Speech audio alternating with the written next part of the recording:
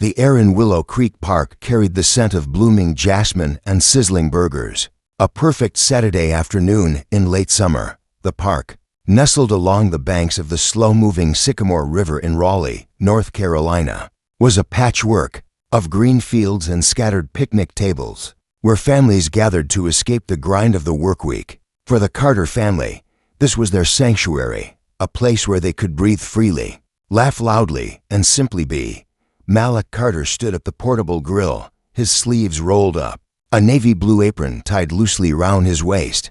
He flipped a row of burgers with a practiced hand, the sizzle of meat blending with the soft hum of R&B from a nearby Bluetooth speaker. At 42, Malik was a man of quiet strength, his broad shoulders and steady gaze reflecting years of discipline. His job as an FBI agent specializing in civil rights investigations kept him buried in case files. But moments like these surrounded by his family were what kept him grounded. His wife, Aisha, sat at a folding table, slicing watermelon into neat triangles. Her braided hair was swept into a high bun, and her laughter rang out as she teased their 15-year-old daughter, Nia, about her latest TikTok obsession. "Girl, you're gonna dance your way into college if you keep this up," Aisha said, her eyes sparkling with mock exasperation. Nia, lounging in a camp chair with her phone in hand, rolled her eyes but couldn't hide her grin. "Mom, it's called content creation. It's a career now."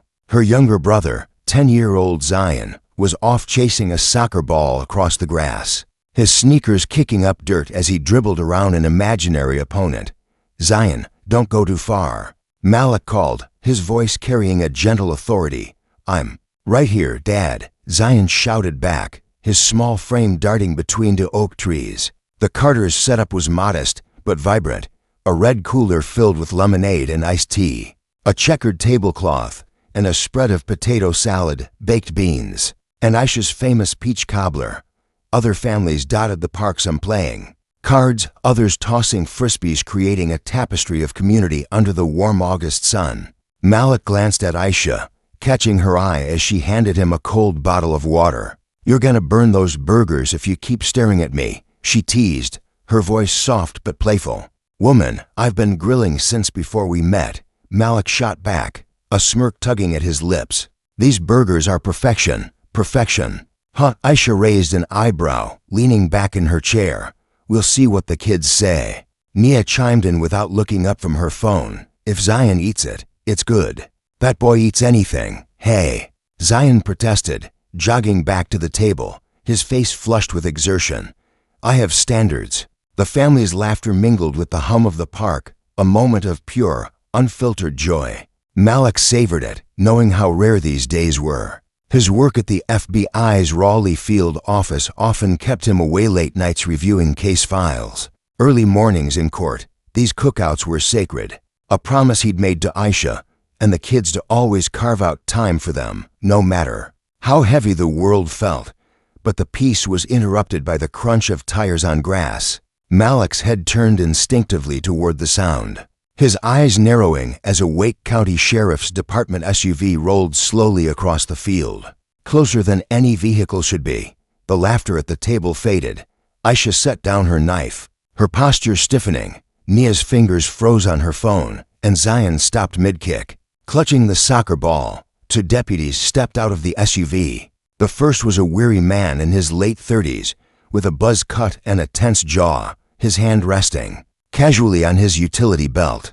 The second was older, heavier, with a graying mustache and a slow, deliberate gait. Neither smiled as they approached the Carters' setup, their boots sinking slightly into the soft earth. "Afternoon," the older deputy said, his tone clipped as he scanned the table, the grill, and the family. "You folks got a permit for this setup." Malik set down his tongs and stepped forward, wiping his hands on his apron. His voice was calm, measured. "No permit needed, sir. We're just a family having lunch. No event, no crowd." The younger deputy tilted his head, eyeing the spread of food. "Looks like a lot for just a family. You sure this isn't some kind of gathering?" Aisha stood, her hands on her hips, her voice steady but firm. "It's just us, me, my husband, and our 2 kids. We come here every month." The older deputy's eyes flicked to her, Then back to Malik. "We'll need to see some ID." Malik's brow furrowed, but his tone remained even. "ID for what? We're not breaking any laws. Just need to confirm who we're dealing with," the younger deputy said, his hand now hovering near his radio. "Standard procedure." Malik's training kicked in years of de-escalation techniques, of navigating tense situations. He knew the law, knew his rights, but he also knew the weight of this moment for his family. With respect, he said, "You're not allowed to demand identification unless you have reasonable suspicion of a crime. Can you tell me what that suspicion is?" The older deputy's lips tightened, his eyes narrowing. "You refusing to cooperate?" "I'm asking for clarity," Malik replied, his hands visible at his sides.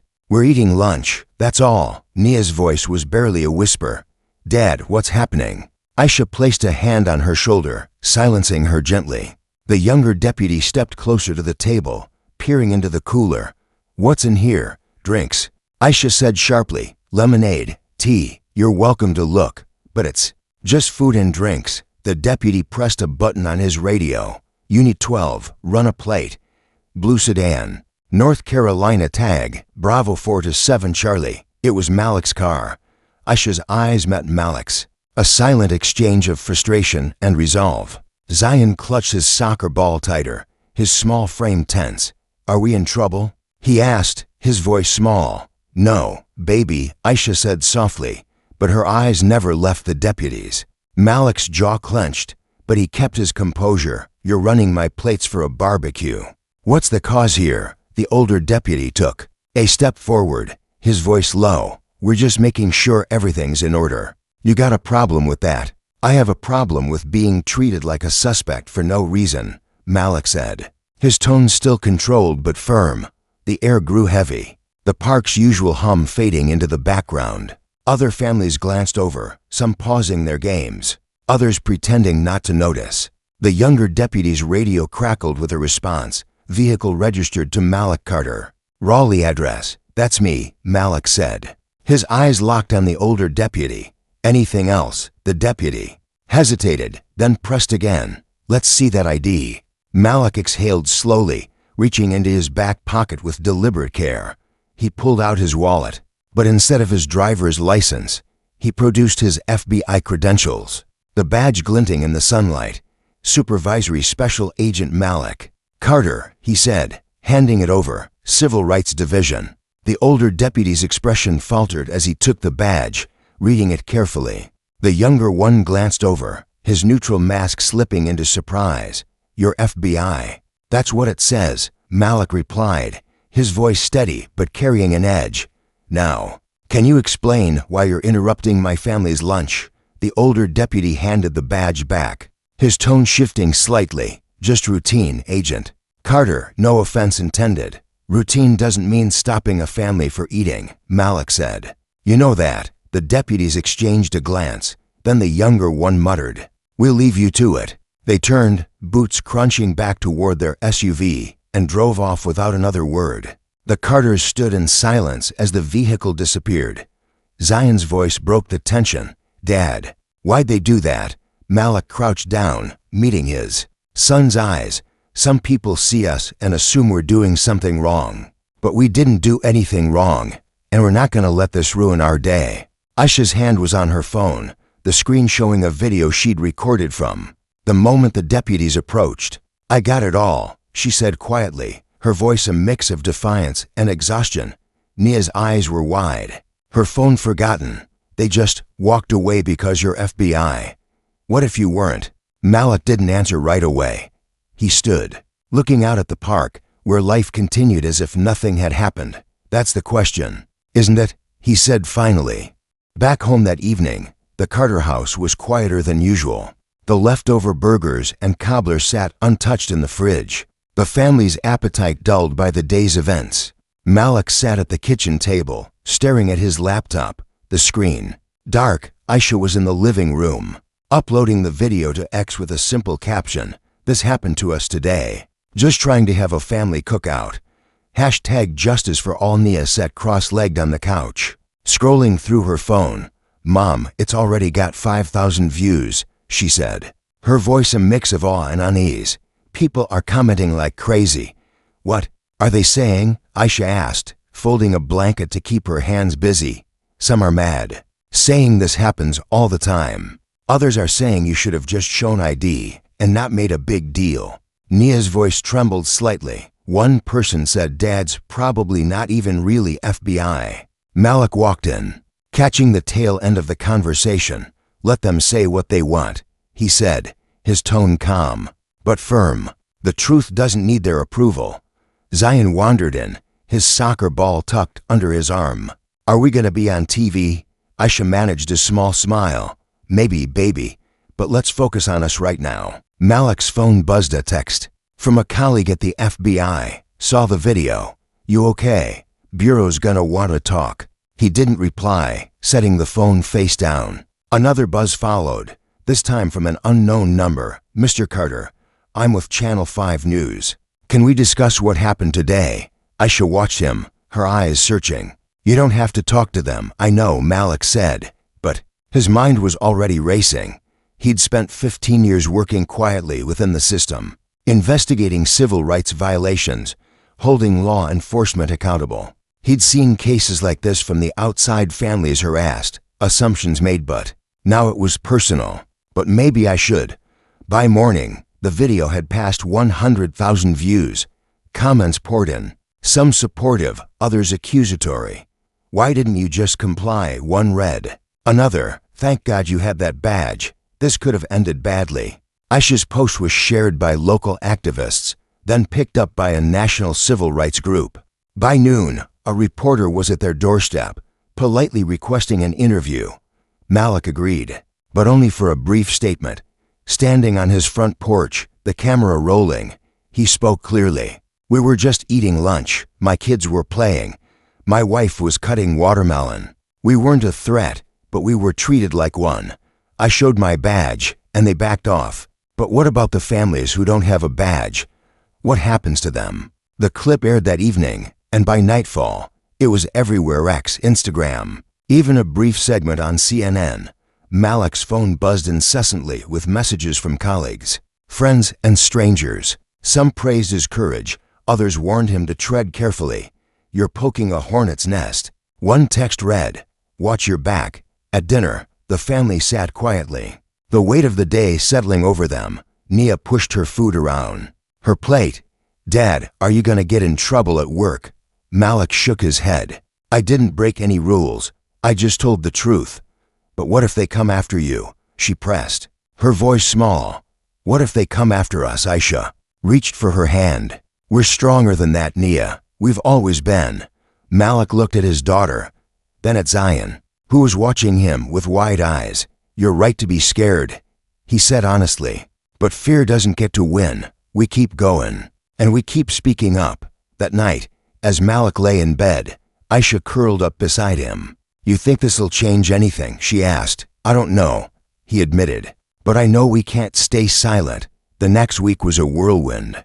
The video had crossed 1 million views, sparking debates online and in newsrooms. Malik's inbox overflowed with interview requests, speaking invitations, and messages from strangers sharing their own stories of harassment. At work, his supervisor called him into a meeting, the tone formal but not hostile. Malik, you know the Bureau's got to review this, his supervisor said, leaning back in his chair. You're not in trouble, but the optics, they're complicated. Sheriff's department's already pushing back, saying you escalated things. Escalated? Malik's voice was calm but sharp. I stood still, answered their questions, and showed my badge when they wouldn't back off. If that's escalation, we've got bigger problems than optics, the supervisor sighed. Just keep a low profile for now. Let the dust settle. But the dust didn't settle. By the end of the week, Malik received an email from a civil rights organization in D.C., inviting him to speak at a national forum on policing and racial bias. The email was signed by Dr. Lena Harris, a former mentor from his Quantico days. Your voice matters, Malik, she wrote. You've seen the system from the inside. Tell them what you know. Malik hesitated. He'd always worked behind the scenes, letting his reports and investigations speak for him. But Nia's question, what if you weren't FBI, echoed in his mind. He thought of the families he'd represented in court, the ones who didn't have a badge to flash, who faced handcuffs or worse for simply existing. He accepted the invitation. The forum was held in a sleek conference center in D.C., packed with activists, lawmakers, and journalists. Malik stood at the podium, his heart steady, but his hands gripping the edges tightly. Aisha, Nia, and Zion sat in the front row, their presence grounding him. "I've spent my career upholding the law," he began, his voice clear and steady. "I believe in justice, in fairness, in doing what's right. But last week, my family was reminded that fairness isn't guaranteed, not when you look like us. We were eating lunch, and two deputies decided we were a problem. My badge stopped them. But it shouldn't take a badge to be treated like a human being." The room was silent, every eye on him. He continued, sharing stories from his investigations cases, of profiling, excessive force, systemic bias. He spoke of his children, of the fear in their eyes as they watched their father be questioned for no reason. "This isn't just my story," he said. "It's the story of countless families who deserve better." The speech went viral, shared across platforms with hashtags like #NoBadgeNeeded and #Justice for the Carters. Back home, Malik faced a mix of support and backlash. Some colleagues praised his courage. Others distanced themselves, wary of the spotlight. The sheriff's department issued a statement, claiming the deputies were following protocol. Malik wasn't surprised, but he was tired of the excuses, the deflections, the weight of proving his humanity. At home, Nia started a blog, documenting their experience and others' stories. Zion drew pictures of their family at the park, his crayons capturing the grill, the soccer ball, and the deputy's SUV in stark detail. Aisha began organizing community cookouts, inviting other families to reclaim public spaces. "They can't scare us out of our joy," she said, her voice fierce. Months later, the Carters' story had sparked a movement. Community groups across Raleigh hosted cookouts for change, gathering families in parks to eat, laugh, and stand in solidarity. Malik became a reluctant figurehead, speaking at schools, churches, and town halls. He never sought the spotlight, but he embraced it for his children, for the families who saw themselves in his story. The FBI launched an internal review of the incident, and the deputies faced disciplinary action after an investigation confirmed their conduct was unwarranted.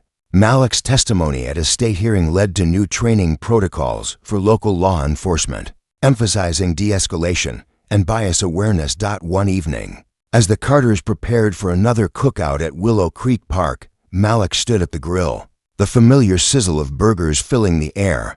Aisha set out her peach cobbler, and Nia helped Zion with his soccer drills. The park was fuller now, with other families joining them, their laughter a quiet rebellion against fear. Nia approached Malik, her phone in hand. "Dad, look at this," she said, showing him a post from a teenager in Charlotte. It was a photo of another cookout, with the caption, "Inspired by the Carters, we're here, and we're not going anywhere." Malik smiled, a rare, unguarded expression. "You did that," he told Nia. "You and your mom and Zion. You made this bigger than us."